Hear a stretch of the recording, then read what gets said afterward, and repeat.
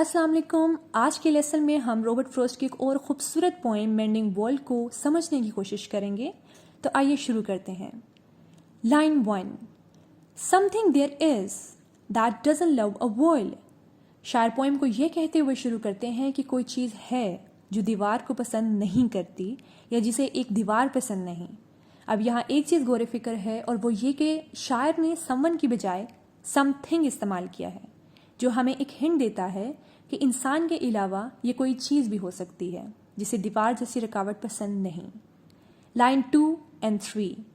That sends the frozen ground swell under it and spills the upper boulders in the sun।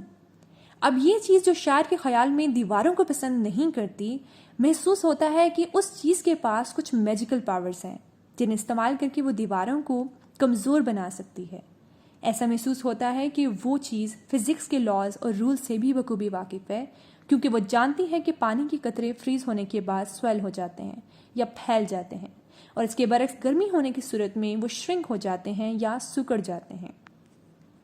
शायर अंदाज़ा लगाते हुए कहते हैं कि कोई चीज़ है जो कुदरत से राब्ता रखती है और उसे कहती है कि दीवार के नीचे की ज़मीन को ठंडा रखे और उसके ऊपर लगे पत्थरों या बोल्डर्स को गर्म रखे, और इस तरह वो दीवार की बर्बादी का सबब बन जाती है, क्योंकि इस तरह वो बोल्डर्स या पत्थर उस नेचुरल प्रोसेस के बायस नीचे गिर जाते हैं, जिसकी वजह से दीवार टूट जाती है।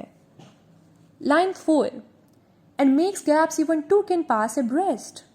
अब इस नेचुरल प्रोसेस के बाद या इसके नतीजे में इस दीवार में इतने बड़े गैप्स या खला पैदा हो जाते हैं जो दो लोगों के गुजरने के लिए काफ़ी हैं। अब यहाँ शायर 1 पर्सन का भी जिक्र कर सकते थे, लेकिन उन्होंने 2 का इस्तेमाल यूँ लगता है इंटेंशनली किया। अब यहाँ शायर की एक्चुअल इंटेंशन या इरादा क्या मैसेज कन्वे करने का था, वो हमें आगे चलकर मज़ीद क्लियर होगा। Line 5। The work of hunters is another thing.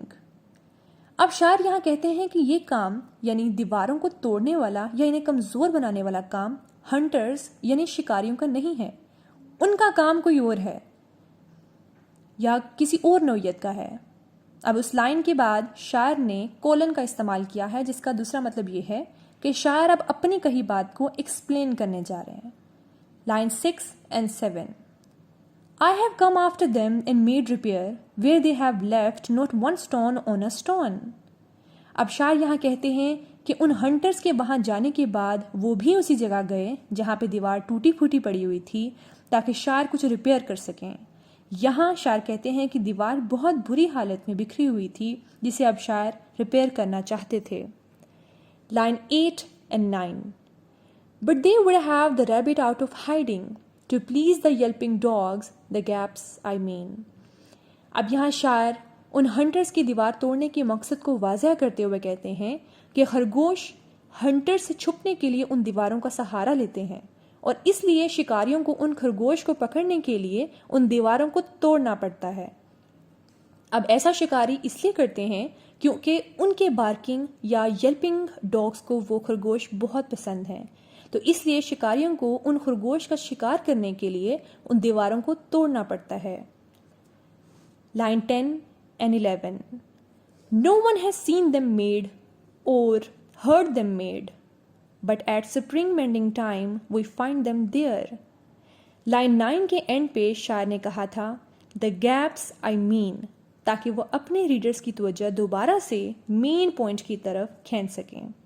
तो शायर कहते हैं कि उन गैप्स को बनाते हुए किसी ने भी नहीं देखा या सुना। ये गैप्स इसलिए वॉल डिस्ट्रक्शन से जो कि शायर ने देखी बहुत मुख्तलिफ हैं।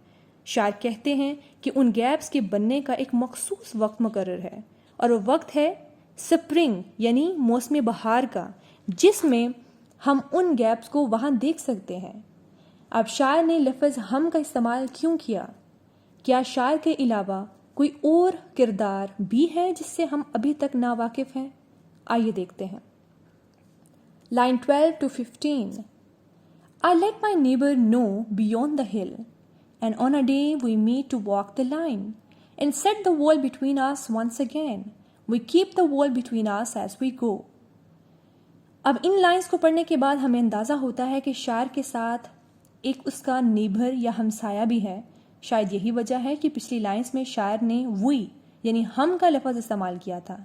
अब शायर कहते हैं, शायर और उनके हमसाये के दरमियान जो दीवार है वो दर हकीकत दो लैंड्स के दरमियान हैं और उन दो लैंड्स को एक हिल यानी पहाड़ी सेपरेट या अलहदा करती है।